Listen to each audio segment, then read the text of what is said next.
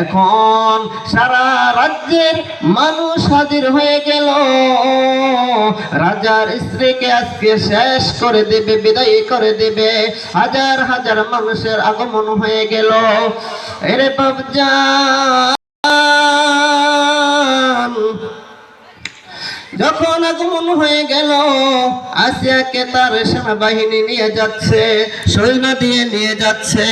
এখন আসিয়া মাঝে মাঝে হাসে, মাঝে মাঝে মাঝে কান্না করে, আর আমার মাওলার কাছে দোয়া করে, আল্লাহ তুমি আমার জন্য একটা জান্নাতে ঘর বানায়া দাও।